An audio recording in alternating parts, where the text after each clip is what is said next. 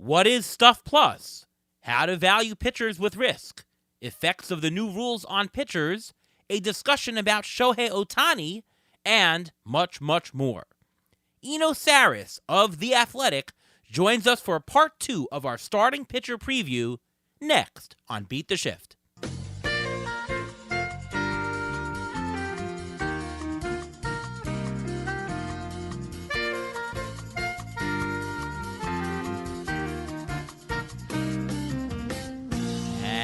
And welcome to another episode of the Beat the Shift podcast presented by Fangraphs. I am your host, Ariel Cohen, and with me as always is Ruvain Guy. How are you, Ruvain? I'm doing great. How are you doing today? I'm doing fantastic. Spring training games are underway now, and it's time for us to continue our starting pitcher preview. We had on Nick Pollock last week, and tonight we have a great guest. Just won the FSWA Podcast of the Year award once again. Welcome to Sarris. How are you? Thanks for having me on. I think I helped you guys launch this one. Was I one of your first guets on this podcast? And you were. First. You were our first guest ever. Yeah, and helped Paul Spohr launch Speaker on the Bus. So it's all in the family. And my first FSWA award was actually how I got my foot in the door at Fangraphs. So I owe everything to Fangraphs and David Appelman, and you guys are always like family. Same here, and you're one of the reasons that ATC got on Fangraphs in the first place. So there you go. Well, you did the work. There you go. Thanks again for that. All right, so let's jump into our starting pitcher preview, and do have to talk about your Pitching Plus model. You got Stuff Plus, Location Plus. I know you use them quite a lot in how you describe pitchers, but for most of us here who don't know what it is exactly, maybe you can just start by explaining what it is, how you assemble them, and how we should really look at them.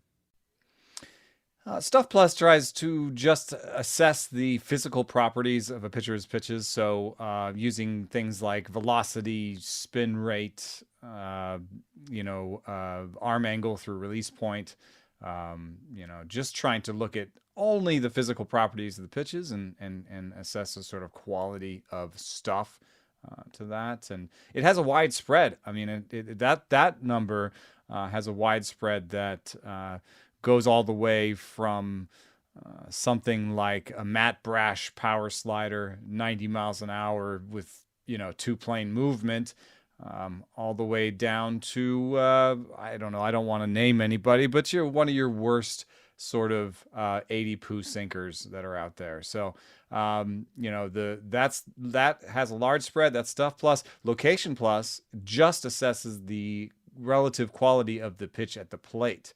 And so the locations that the pitcher throws to. Now, what's really interesting is that on the per pitch level, Location Plus is more important than Stuff Plus for outcomes. So basically, on a single pitch, the location of that pitch means more than the movement of the pitch on the way to that location.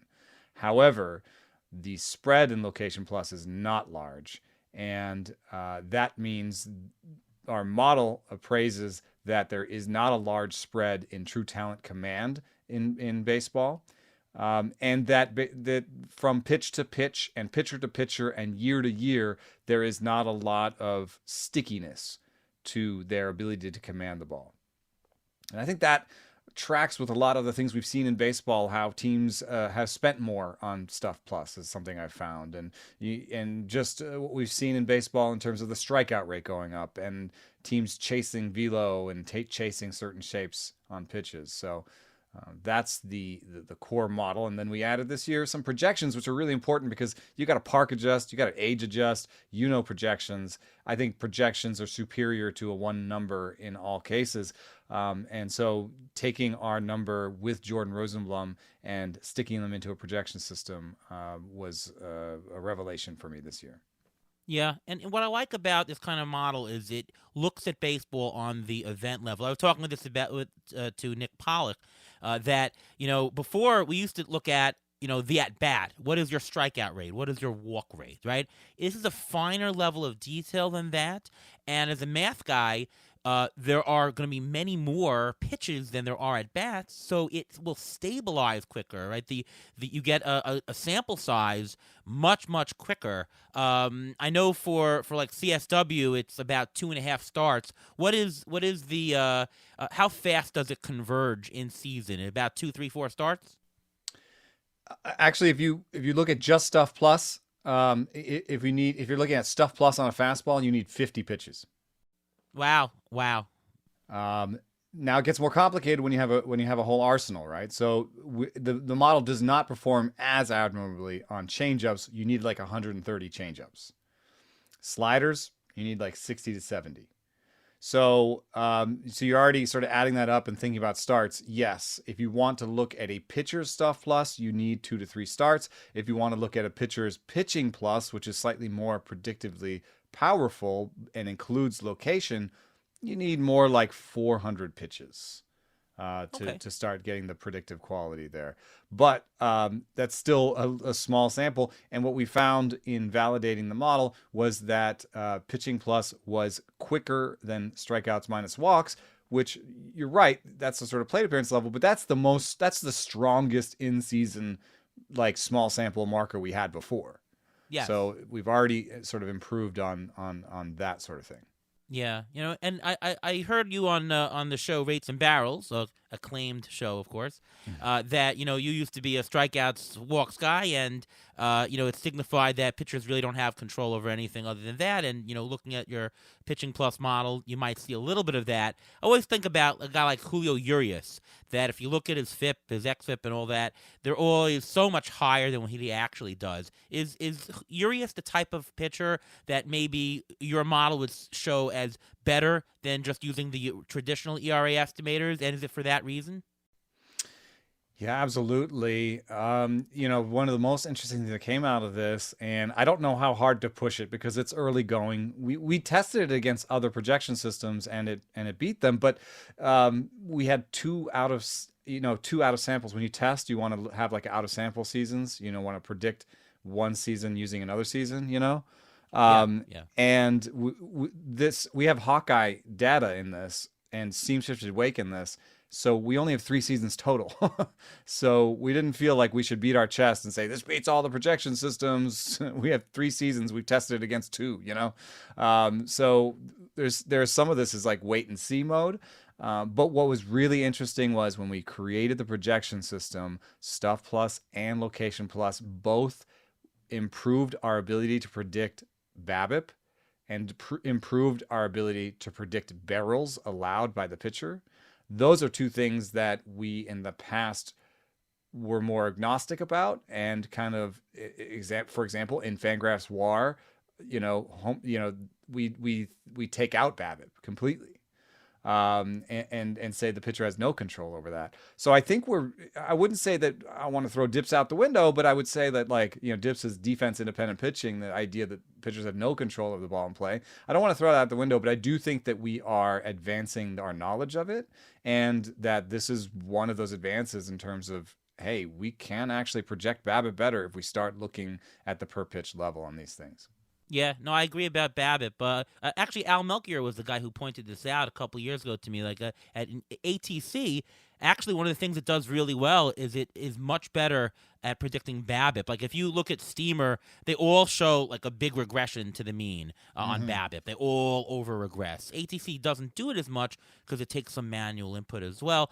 And so, I think that BABIP is important because there is the element of, pitchers have some control over that. So I do agree with that. There's also, but in Urias's case, that's really interesting in particular, is that the Dodgers lead the league in BABIP if you go back 1 year, 2 years, 3 years, 4 years, 5 years, 50 years.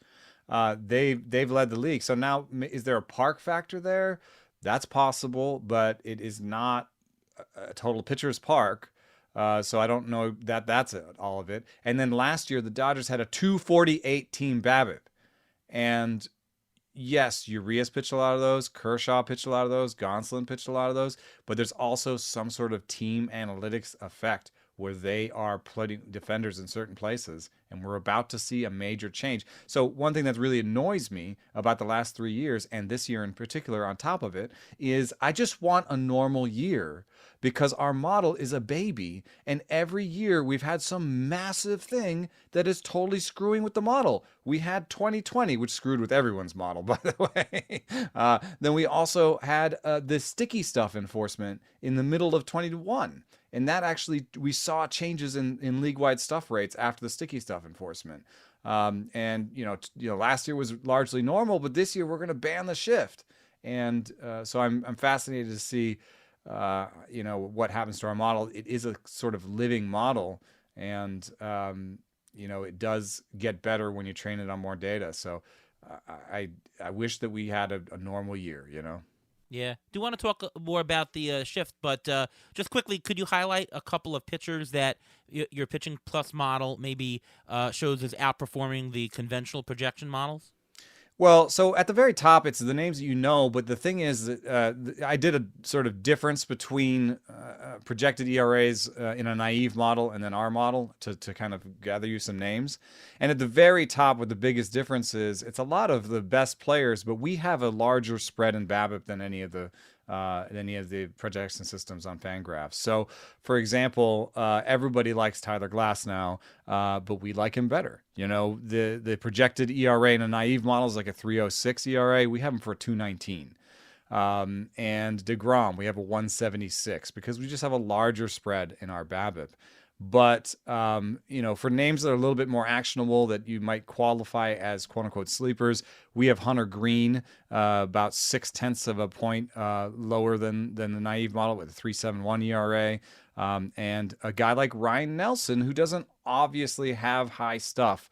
He rates really well in our stuff model. Part of it is a high ride fastball that creates pop-ups. That doesn't always create strikeouts. Sometimes it's pop-ups. Pop-ups have a very low BABIP. So Ryan Nelson, who has this great riding fastball, he has basically a 4 clean ERA in our system and a 4.63 in a lot of the others.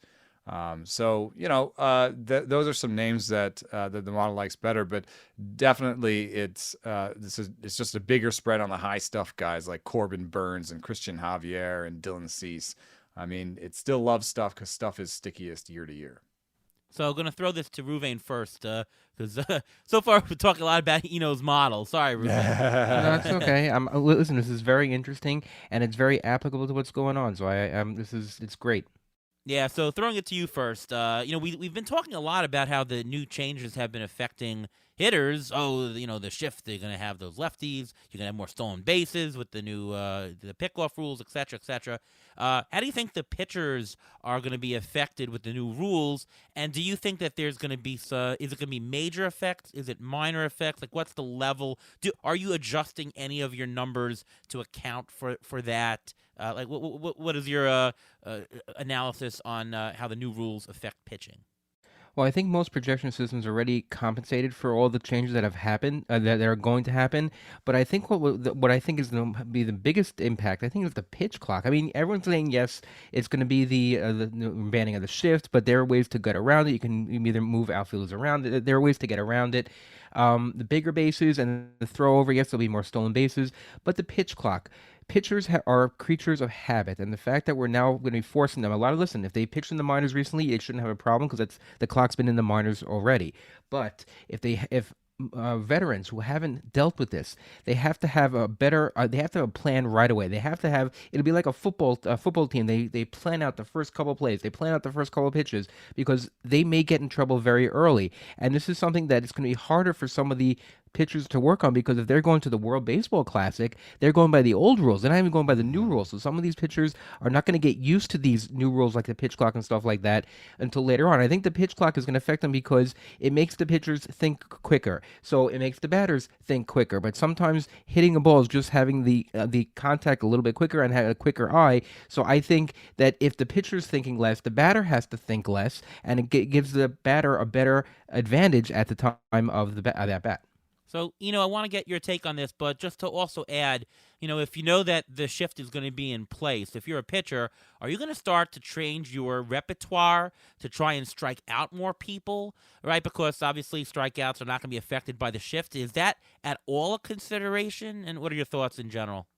I mean, definitely if I was a team analyst, I would think that these changes put more emphasis on having a left-hander in my bullpen or having a left-hander generally, because the shift rules will benefit lefties more, and I want to have weapons against lefties.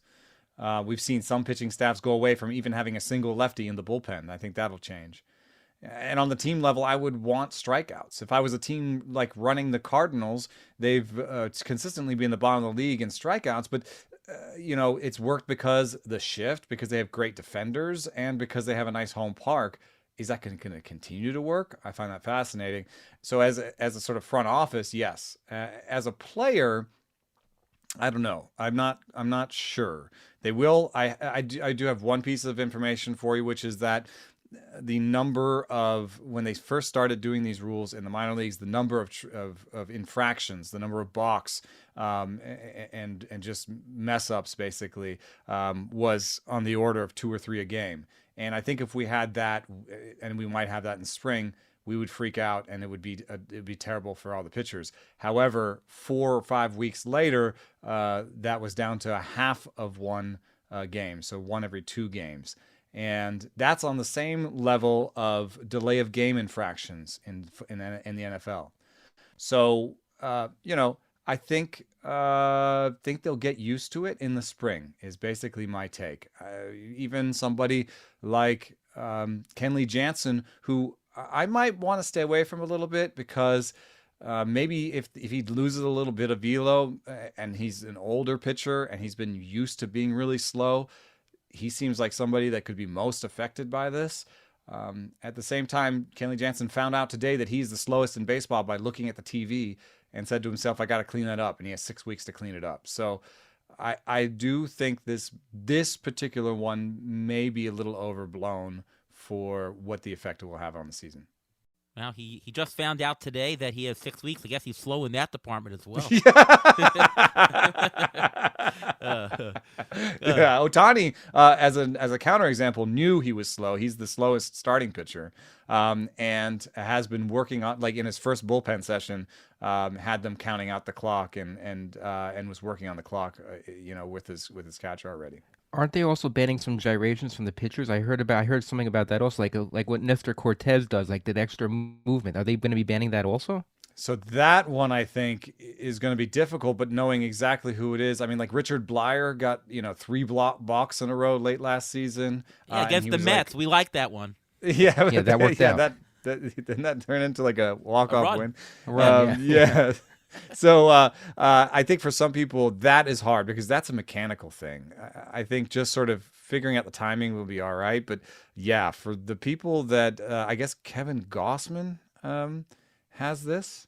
Has a weird one. Cortez has a weird one. There Johnny are Cueto. Yeah, Johnny Cueto. So the league often says these things, like they're going to crack down on something, and just look at the history of sticky stuff enforcement. There is enforcement. Nobody gets in trouble.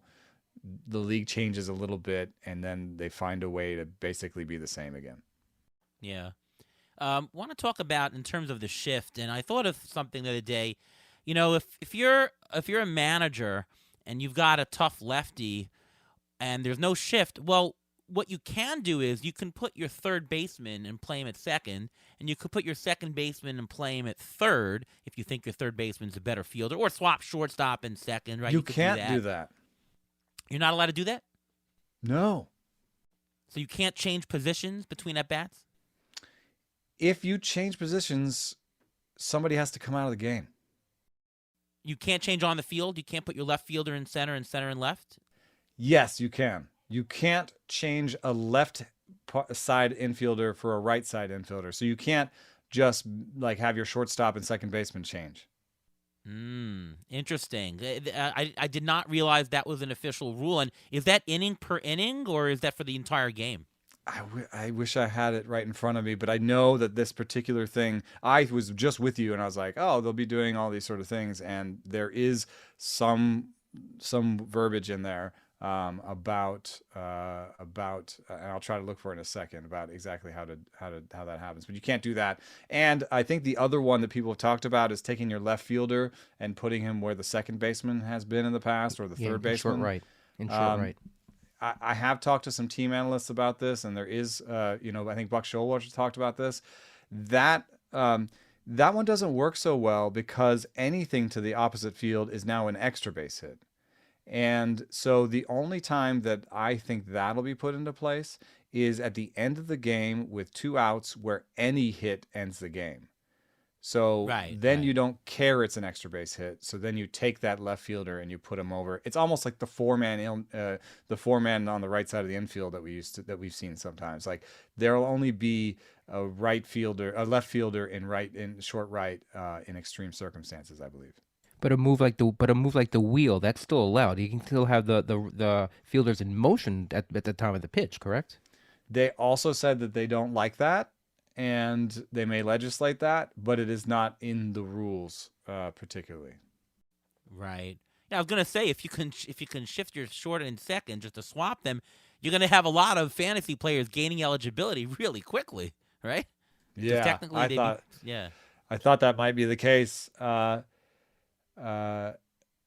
So it says here, new baseball rules for 2023 FAQ, MLB.com. No, if the shortstop is the team's best defender, he cannot switch spots with a second baseman against a batter more likely to hit that ball to the side of second base.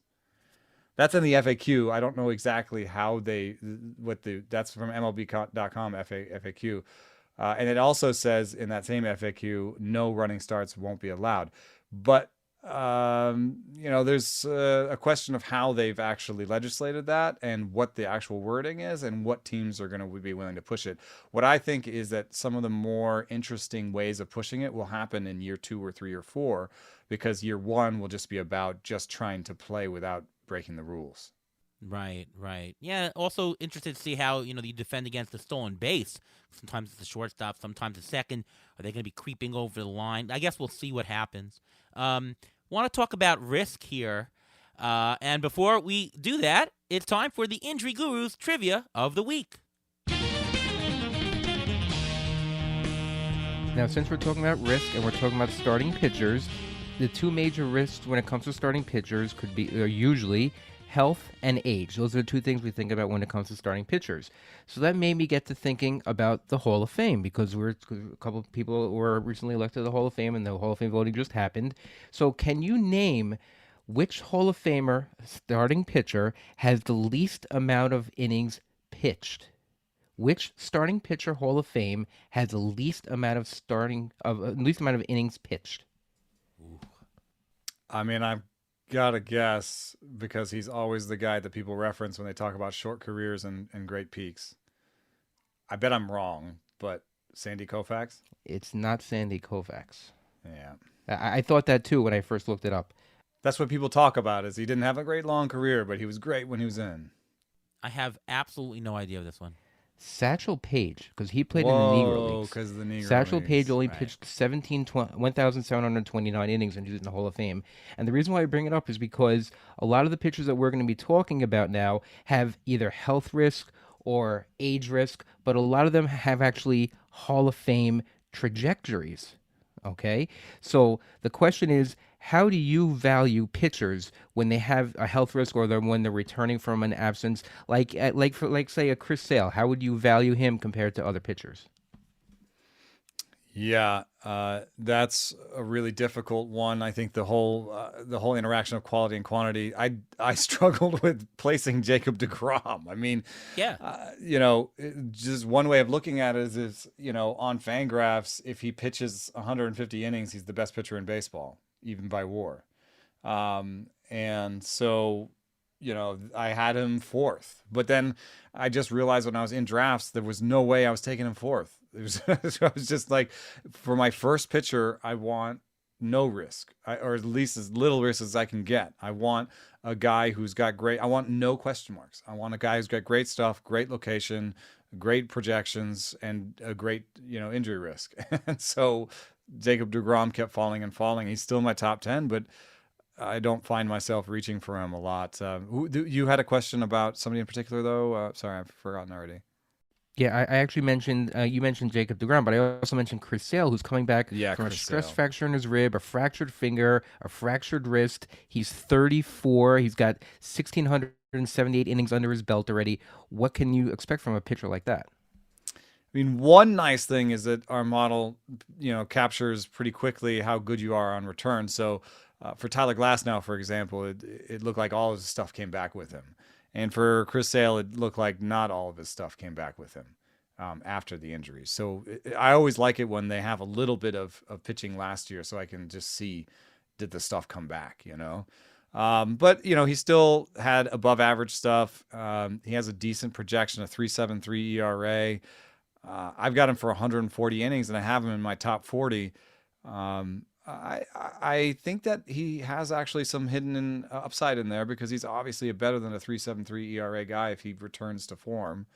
And then taking him in the top 40, the back end of the top 40, I think is an appropriate sort of way to mitigate that risk of his injury. And if he's good, I've got another number 1 or number 2. If he's bad, I just lost a number 3 basically. So Yeah. I try to think about it that way, and I try to. I don't think you can avoid risk entirely because then you're going to end up with Kyle Gibson's a lot. That's one of the guys that has one of the lowest injury risks on my list.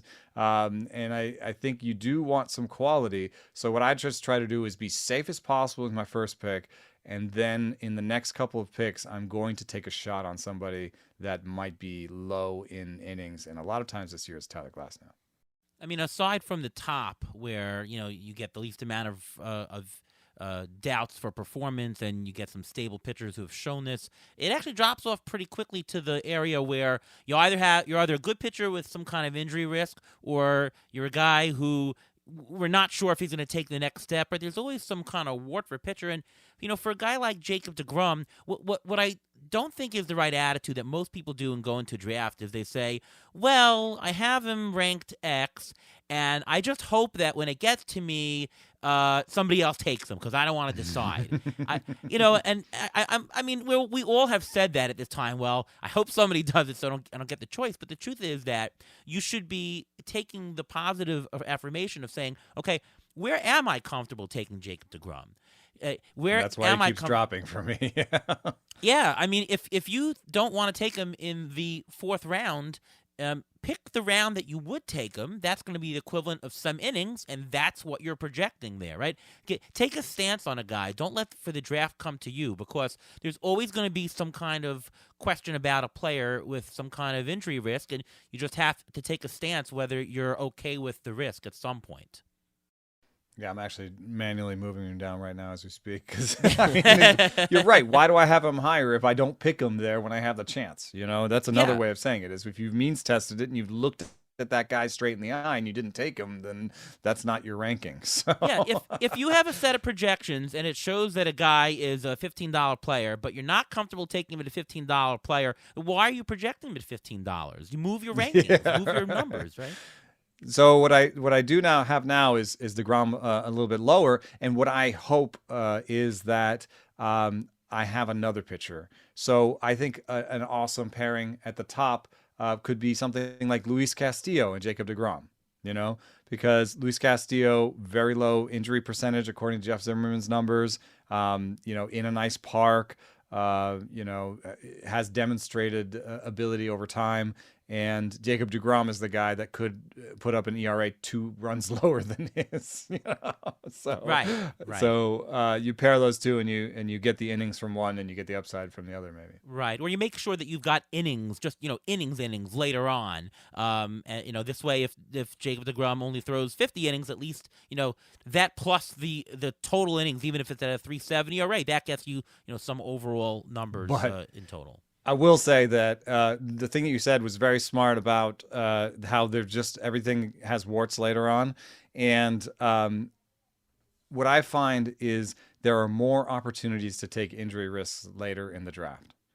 that there's Right. basically always somebody you could take. And the Like, cost is lower. and the Lower, cost is too. lower, right? So Luis Severino, by my numbers, has a 3.4 projection with 3.4 ERA projection with a 28% strikeout rate. That's great. That should be maybe a little bit higher than I have him. I have him a little higher than most people. He drops in drafts because nobody likes his innings. Well, I can't take him if I took Tyler Glass now. And if I Right. do go Glass now, Severino, then I have to be really vanilla for a while, and that's not great either. Well, then you can ask the question: how many innings do you think Severino's going to have? How many innings do you think Jacob deGrom's going to have? How many innings do you think Tyler Glassow's going to have? The innings you get, the quality is more with deGrom, obviously. But if you need innings for a 1 or 2 pitcher, you need to get him somewhere. Yeah. Yeah. And the nice thing about the ATC projections is that we've quantified some of that risk, so that if you see Jacob deGrom has a ridiculous projections risk, and the Inter-SD for Jacob deGrom is like 6 or 7. It's humongous. If you're going to take that, you want to take a very low projections risk later on, or vice versa. And the ATC Inter-SD gives you a way to quantify it, right? You can literally Right. add the numbers up. When I do my tallies, I'm adding up the risk, and the more risk you take on, the more profit you take on, right? You can, if you have a lower amount of risk, you can actually go a little bit further on your team aggregate as compared to the market. So it's good numbers to have in there to quantify risk as you're doing your draft. Now, I want to stay a little bit more with the risk here and talk about older pitchers and age. And there's always the age-old question of, there's Verlander, Scherzer. These are guys who have done it for so long. We know who they are, but they've got a lot of mileage on their arm, and they're also older. Does that benefit them? Should we be taking them more? Should we be worried about them getting hurt and only going 130 innings as opposed to 180? How do you take age into account when you're assessing risk? Yeah, I. So one thing I can think of is when Rob Arthur did injury projections for position players, age was a factor, but it was not the strongest factor. So that's one thing I know. I know that the ratio of older pitchers to younger pitchers is never been more skewed, or at least in recent times, hasn't been more skewed towards older pitchers than it is now. We have a lot of older starting pitchers. So there's something about that where we're keeping people healthier longer in some ways. So those are kind of arguments in one direction. However, there was also a piece at Baseball Prospectus by Russell Carlton where he found that every pitch you throw over the course of the season makes you worse. Interesting. And I think that probably is the case over a full season. You do have your Nolan Ryans, but I think those are just outliers. So I do think that age is a factor. If I do take an older ace early, I will consider it a little bit of a risk. So that's why I have Strider maybe higher than some. I have Woodruff higher than some. I have Verlander and Scherzer, the back end of the top 10, where if I do take them, I may want to double tap with my Luis Castillo mention, or maybe Aaron Nola, somebody who's more mid-career and has a nice green injury percentile from Jeff Zimmerman. So I tend to do some conditional formatting in my sheets so that I have some green and red that kind of captures my eyes. And all the old guys have a big old red injury percentile. Ruvain, I want to talk about Shohei Ohtani, and I see him as more of a risk than people think. For one reason, because he's doubly exposed to injury, right? Not that he is a very injury-prone player, but there's a lot of injuries in Major League Baseball, right? Injuries are up. Some very high percentage get injured no matter what. And he is doubly exposed. He's playing as a hitter. Granted, it's a DH, but he's also playing as a pitcher. If he gets hurt as a pitcher, that affects his hitting stats because he's not going to be playing or he's going to be affected, right? So they're correlated, and because those two stats are correlated, the injury risk goes higher. You can also say the same thing that if you're taking Ohtani, let's say, in a weekly league, that, well, listen, maybe if his performance isn't so good as a pitcher, all right, so I won't play him as a pitcher, I'll play him as a hitter, or vice versa. So you get almost two chances to get what could be a first or second round type caliber player in either pitching or hitting. So that could be less risky. Where do you view the risk on Shohei Ohtani for you? Well, it's already been 4 years since he had Tommy John surgery. This was back. He had Tommy John surgery in 2018. And I think the Angels basically did helped us with the risk by having a six-man rotation, and they do that on purpose. They want to spread it out. They don't want to have that extra risk on him. So if you want him as a pitcher, that's fine. But he'll only pitch once a week. You're not going to get many two starts out of him. It'll be quality, but they're also going to monitor him because he's just so much more valuable as a hitter. I don't think that there's a double risk just because. Listen, you can have an outfielder who hits 40 home runs, but he can get injured in the field also. So I don't see how it's a double risk. Yes, I understand he's a pitcher, but he's gone through the Tommy John scenario already. I don't think there's as much risk as you're making it out to be. No, it's not a double risk. He's doubly exposed, so it's an increase in risk. Well, so he's playing 6 days a week, 7 days on average, 6 days a week. So do most players. I don't think the fact that he's doubly exposed will affect it, just because that he already went through the tough quote unquote Tommy John aspect of it. So I'm not as concerned with the pitching aspect and the hitting aspect. Listen, he's 28. This is his prime. This is the time when he should be quote unquote as immune as you're going to be to being exposed to injury, just because of his age and just because he knows what he has to do. He has a set schedule. The Angels make sure that they treat him with kid gloves, and the fact that they don't try to push him too much with the pitching. And I think it's a matter of, the NBA uses load management. They have to understand that there's a load management for Ohtani, even if he does play 6 days a week. What's your take on Ohtani and risk? I was just thinking of Zach Gallen, who hurt himself swinging the bat. I do hear what you're saying, and I do think there is something to that. I would. He already has, by Jeff Zimmerman's, a 70th percentile just as a pitcher in terms of risk. And then you can hurt an oblique.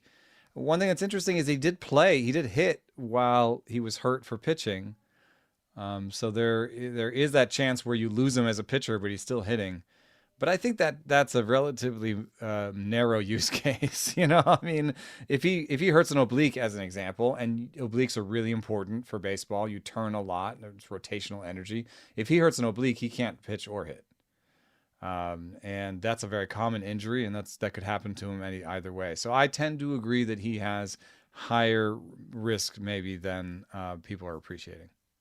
So let's talk starting pitcher strategy this year, because the landscape of fantasy play is forever changing. I remember the days 10 years ago where if you had a pitcher and you spent $20 in an auction, they would say, "Are you crazy, man?"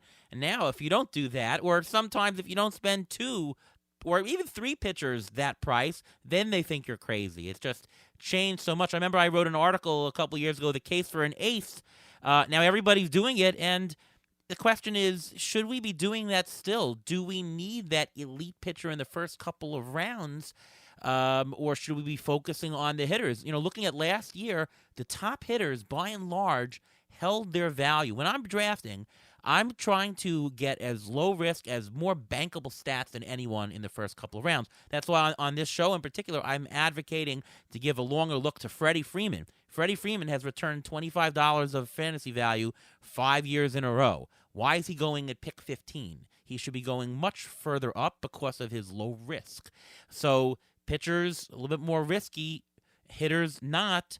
Should we be buying an ace? And is the pocket aces strategy, is that something that is just totally ridiculous for you? What do you think, No, you've written a pretty good defense of pocket aces, and I appreciate it. It's just not for me because, and it kind of goes to a little bit what you said about how early the pitchers start having warts, and so I think it's pretty difficult to get 2 pitchers without any warts. Even the things I was saying, get Justin Verlander and Luis Castillo. Well, you did get a wart there. It's Justin Verlander's 98th percentile injury risk.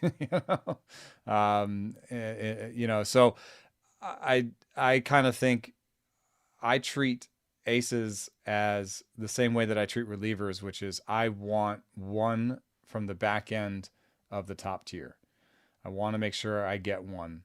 I don't want my top reliever to be Kenley Jansen. And I don't want my top starter to be Dylan Cease. So I think I want to sort of get a top 10 guy at starting pitching, and I want to get a top 5 reliever. And if I want to do both those things, I need to take 2 starting pitchers in the first 5 rounds.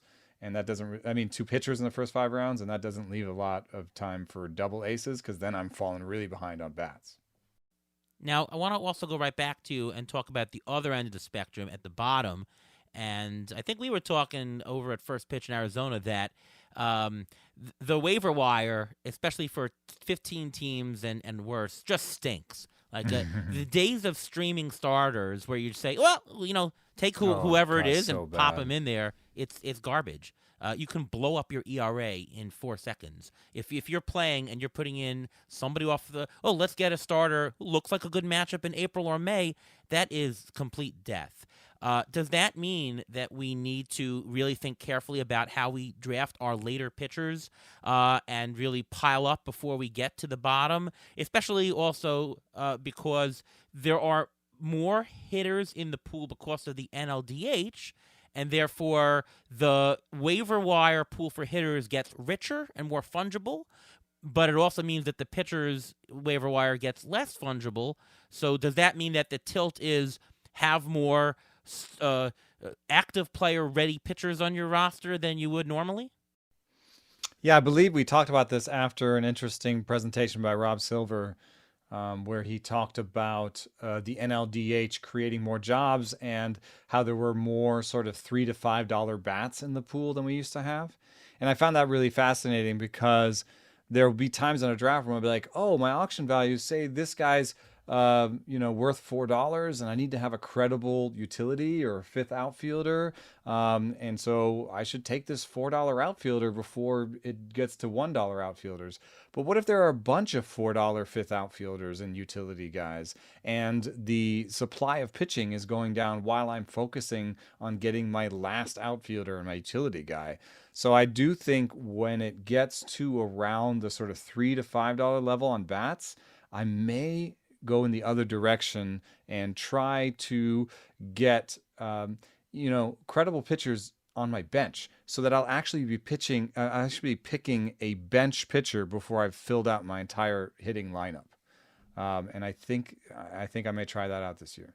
Yeah, there's definitely the argument to do that, and it's worth exploring if nothing else. I saw an article by the Birchwood brothers on Fangraphs saying that the teams that did better in the main event this year are the teams that went like 55-45% in terms of value of pitching, like much more than ever before. The average NFBC comes to about towards pitching 55. 15, no, I'm 40, sorry. no. I'm sorry. Towards hitting. Oh yeah, 55, but still, that's a narrow where it used to be. People used to do 70-30. Yes, it used to be 70-30. Apologies. It's now. It used to be 70-30 in the NFBC. It's closer to about 60-40 right now. And the teams that did well were 55-45. Correct. Correct. So the argument is there. Ruben, I want to go for you to this is, should we be chasing some of the pitching statistics? So should we be chasing wins as a category? Should we be chasing innings, because innings are at a premium these days? Should we be chasing pitchers that have very high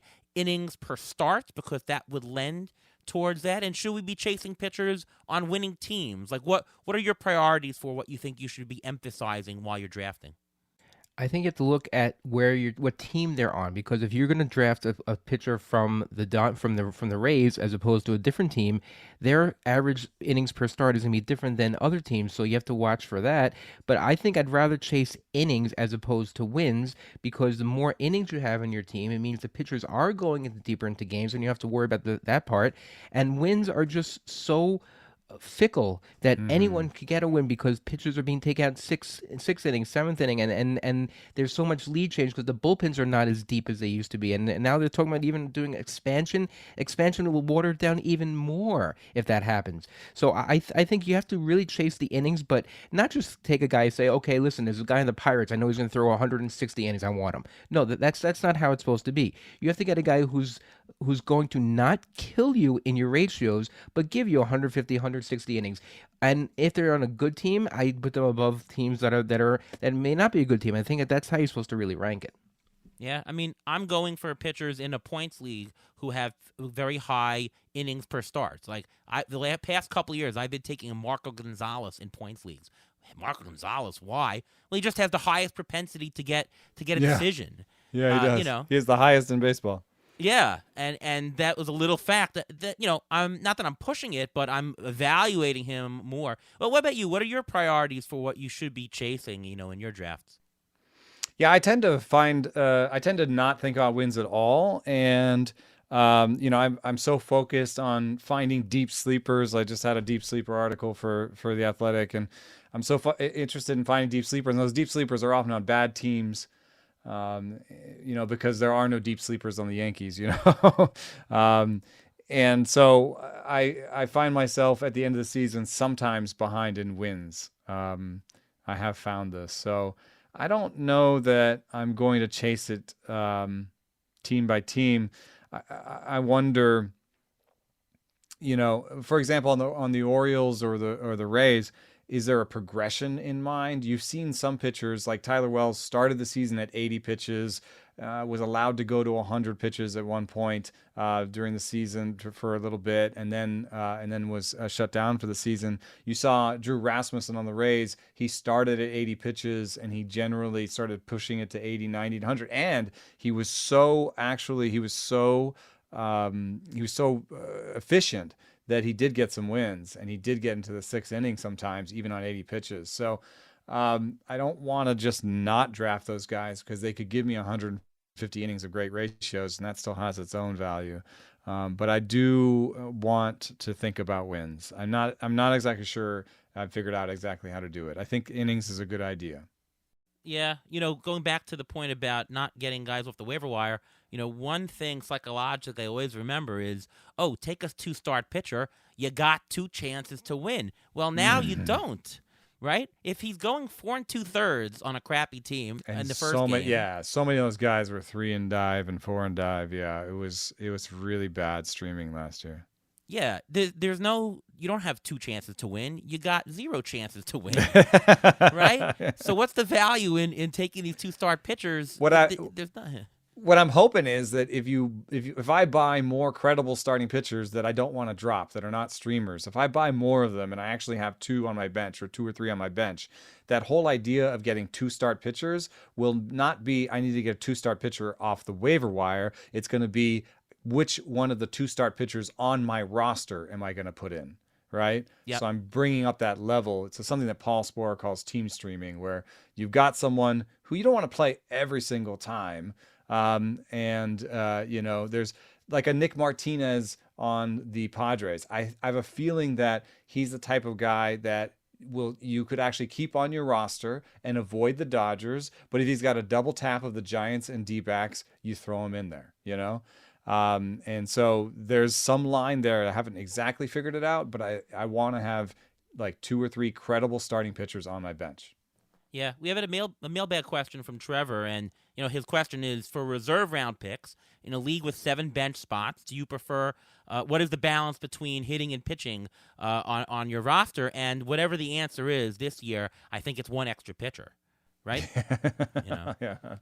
I mean, I want to push that as much as possible. I think one of the ways to trick that is to get a multi eligibility guy as one of your bats, and almost like in a draft and hold where multi-eligibility, you can start to say, well, I have 4 shortstops by eligibility, but only 3 bodies. You can, if you put a guy on your bench, like an Isaac Paredes or something, now you've got first, second, and third covered as a defender, as a reserve.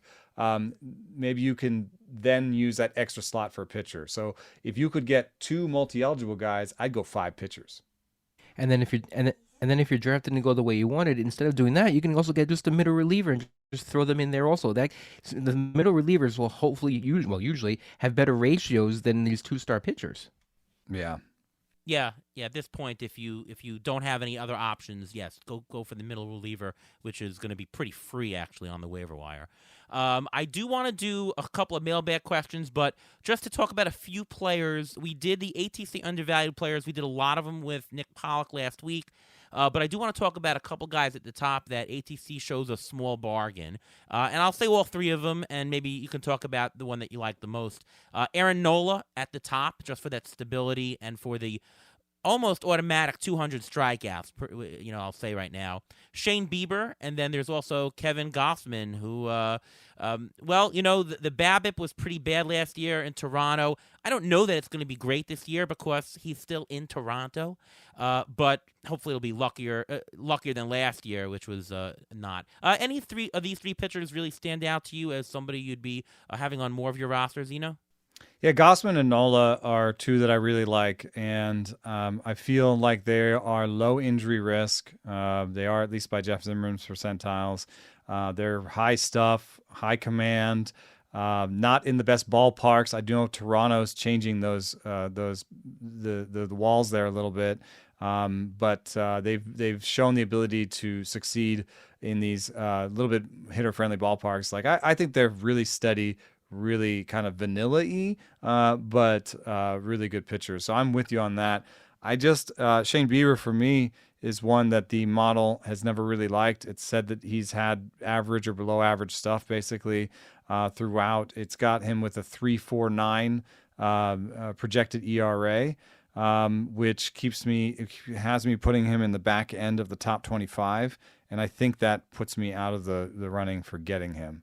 I'm trying to be reasonable, and I was wrong about him last year. So maybe I'll just be wrong about him again. So I don't think you should ask me about Shane Bieber is what I'm saying. The ATC interest D for Shane Bieber, 5.3, much higher to compare. Aaron Nola is at 2.7, Kevin Gausman at 2.7. So a lot more risk. Parameter risk at the very least for Shane Bieber. Ruvain, any of your favorites of the three for you? Yeah, I'm going to go also with Nola and Gausman. Nola, he's been a workhorse. He's getting these 200 innings. He's the guy, if you want those innings, he's an innings eater. And the Phillies, I hate to say it, but do the Phillies have a better bullpen this year than last year? Maybe they'll hold a couple more leads for him if he can't go the 8 innings and then hand it off to the closer. So I like Nola in that respect. And Gausman's going to be playing less at Fenway Park, less at the Yankees, less at the Rays, which is only going to help. He almost completely stopped using his changeup last year, which may have helped a little bit. I don't know if he's going to try to tinker with that anymore. And his velocity is stable. Even though he's 32, I think he's very stable. Listen, I remember the days when he was on Baltimore, no one wanted to touch him because he couldn't. He pitched like the guy from the Wild Thing from the movie Major League. He can be, Kevin Gausman can be an ace, and you can have him as your ace and get him cheaper and be able to plan the rest and budget the rest of your guys so that you don't end up with those bottom feeder pitchers at the end because you got a cheaper ace. I'm going to agree with both of you and say that those two are the best that stand out. Does this podcast affect the market? Like if we say that those two are better, will their prices go up? What do you think? I hope not. I just was in a draft and hold where I had told everybody on Twitter I was doing it, and they all jumped in, and they all had my rankings open, and I got sniped left and right. It was so awful. Try to go into a draft where everybody on their computer screen has ATC projections. See what happens. Yeah, right. Exactly. So there you go. All right, a couple of mailbag questions here. I'll do two of them. Alex asks, can you talk about your process for picking up pitchers off the waiver wire post-draft? And I don't mean stream matchups. We're just talking about curious about the stats that you look as indicators of someone who are about to take a leap. Might be applicable to a draft as well, but talk about it as in terms of the waiver wire. I mean, for me, it's stuff. I mean, I look at stuff, but I think an easier way, if you don't have access to stuff, is Velo. I'm very particularly interested in Velo boosts early in the season. Velo has been shown by Rob Arthur to be predictive. Actually, it's the kind of the hot hand of pitching is guys that have velo boosts. So if somebody comes into the season, and it's harder in spring, right? Because in spring, maybe they pitch 2 innings and they are 2 miles per hour up, but then when they go to 5-6 innings, they're normal. But if you have 1 start or 2 starts in your bag when you're looking at and the free agents wire and somebody's up a tick or 2, that's something that catches my eye. Ruvain, what about you? Anything to add? Innings. Look at the innings, because if you look at projection models, a lot of the projection models will show that this pitcher is worth this value, this pitcher is worth this value. But if you look at the value and look at the innings that they're projected to be pitched, I think that plays a big deal, because if their value may be a little bit lower, but you get more innings out of the guy and you're able to bulk up your ratio stats a lot better, I think your team will be better off, just because you're not going to be looking for those innings guys. And even if you do try to get those 2-star pitchers, they're not going to kill your ratios just because you banked all those other innings. Well, I mean, for relievers, aligned with that, it's more usage and leverage. But in terms of the stats, if you don't have access to Pitching Plus or, aside from velocity, K minus BB is always a very easy indicator. That's a strong one. Yeah, swinging strike rate or even CSW is probably a good one also. Swinging strike rate stabilizes quicker than called strike rate. Yeah. So that's a very good quick one, and it's sometimes often about being quick to the market. So exactly. Take the quick. Oh, another one. I just had one more. Pitching mix changes. Yes. So if you see a large, basically, if you see a new pitch, then I would say I think a large change is maybe 5, but definitely 10%. Like if you see somebody throwing something 10 percentage points more often, that is a big deal. They've discovered a new pitch. Yes. Yeah, and get on this quickly in April or May, because these pitchers, Spencer Strider is not going to be available later in the league, that kind of thing, Mm-hmm. Faye the Man asks, what is your recommended build for pitching from an FP versus RP standpoint? Meaning, do you target 3 relief pitchers or 2 studs? We're talking here about a standard 12-team roto. I want 1 stud, 1 guy that I'm pretty sure has the job, and then I take 2 more that I think could get the job. Yeah, I'm about very close to that. Ruvain? Yeah, I agree. Starting pitchers, you get a 1, a 1A, and you get 1 guy who got the job. Even if another guy, you can get another guy who gets a job, but on a bad team, because a lot of times those Tigers closers, even if he has a job, he will have a job at least for April, maybe even to May, and you can bank those saves. We're talking snake draft here, because in an auction, it's a little bit different, because you don't have to have a first rounder and a second rounder and a third rounder. You can actually, some of the things. Yeah, in those, I try to get 1 stud, and then I have another sort of $6 or $7 where I'm trying to get 3 relievers.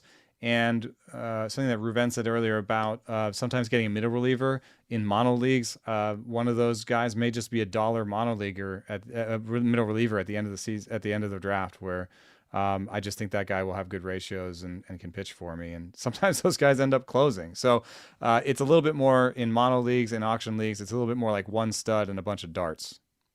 Yeah. Last question I have for you, some of my own as not starting pitching, but talking relief pitching here. And, we're contemplating our strategies as to what we do with closers. And, closer roles are fickle, but some of the cheaper or potentially cheaper ways to acquire saves might be getting maybe the handcuff. So if you have a situation like Sewald Munoz, those are 2 good pitchers. If you get both of them, you're almost guaranteed of getting a whole share, like the 100% share of everything. Is it worth doing something like that if you're in a 12-team or even 15-team mixed league, or is that just a silly strategy? It's a waste. Just do cheaper darts at the bottom and 1 stud at top. Which is that a viable option for you, or the Tampa Bay situation? Fairbanks, Jason Adam, you'll get at least 70% of the saves. Well, you never know with the Rays. The ball boy is going to get a save too. No, but I prefer the Rays one actually, because it's cheaper. I think it'd be a little bit tough actually to do the Sewald Munoz, because then you're taking shots. Like I think those guys, like you might be able to get a Bednar around those guys, and David Bednar, is on a team that doesn't have any other options, and he'll also be traded. Yeah, he could also be traded. There's risk down there, but Sewald and Munoz are more expensive than Fairbanks and Adam. And so Fairbanks and Adam, I think, would be a kind of a cheap way to kind of be like, I think I got 1 guy here. Sure. I mean, David Bednar, like, all the projection models, like, what do you have him down for? 20, 25 saves, like that? Yeah, Should I mean, Don't you multiply by a half or by 60% because he's going to be traded, right? uh, Like, why would you I buy David Bednar? Pirates are going to stink. They've traded their other reliever last year. They'll trade him this year. yeah, I don't tend to try to forecast trades because it's pretty tough. True. Yeah, you can't forecast trades at the draft table. You just can't do that because even if they get traded, they're getting traded in July, and even when they get traded, sometimes they get traded to a team that That needs him as a may closer. not have a closer anymore, and they may still Yeah. close. So you can't go. You can't say, okay, you know what? I'm going to draft this guy, but I know he's going to be traded in the offseason. You just like you can't go sit at the table saying, I'm going to draft this guy, even though I think he's going to get hurt. You don't draft a person based on what you think is going to happen. That's what the projections are for. You can't just start changing it like that. I don't think. The only thing I'll say to that, though, is because the market premium this year for closers are so high. It's I mean, high. David Bednar is going for an auction equivalent of $13. Do I really want to spend $13 on a closer on a bad team that has a good chance of being traded? It's just the cost is so high that I got to ask the question if I want to roster that kind of team, That's why I prefer to get that stud in hand. So I feel like I've got my one, and then I'm just trying to grab guys at the bottom of tiers. And if it's an auction thing, it's going to be more darts. So I'm going to be more, $3 to $5 guys that I think are closers, especially since my model is actually most powerful with relievers because they're small sample guys who rely on stuff, Yeah. And so my model actually has been shown to beat most projection systems year over year just by itself, just with stuff and location for relievers. So I tend to just be like, I think I can get some high stuff guys later. Another kind of handcuff that's pretty cheap is probably Leclerc Hernandez in Texas. How about That's the not gonna Dodger cost too much. situation? I Hudson like Phillips? Evan Phillips a lot, so I've been Yeah. drafting Evan Phillips too. Yeah, I mean that's really cheap. They're going for like $4 equivalents. I mean Yeah. that's a really cheap. good one. I think And that's it's I a think good that's team. better. That's probably less expensive than Sewald Munoz actually. And they're a good Much. team, so you're going to get a good share of saves because they're going to have a lot of save opportunities. Whoever it's going to be, if you get the handcuff.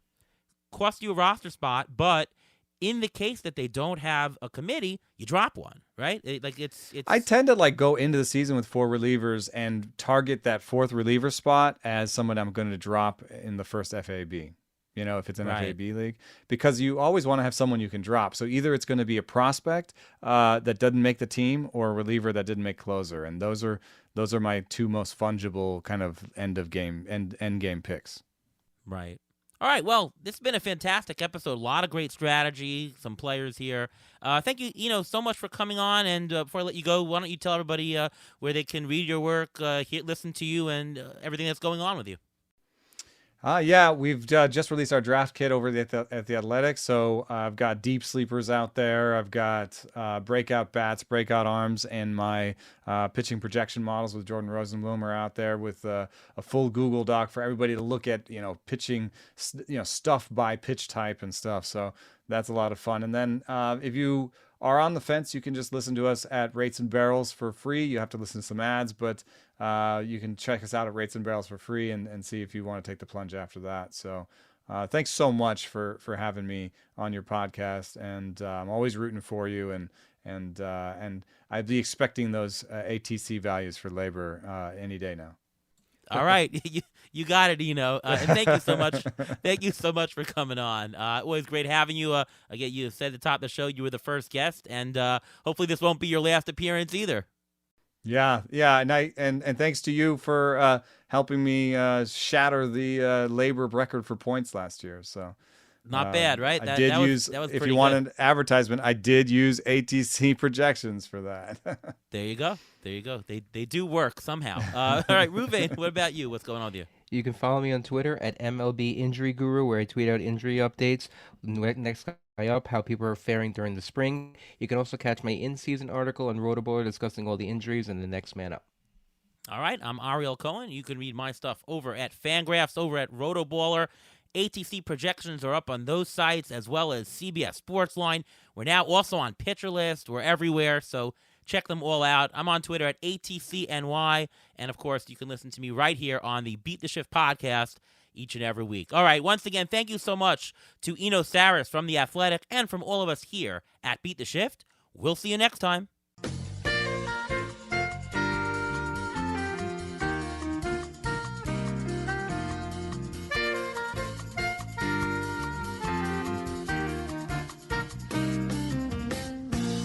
Thanks for listening to the Beat the Shift podcast presented by Fangraphs. Follow us on Twitter at beat_shift_pod.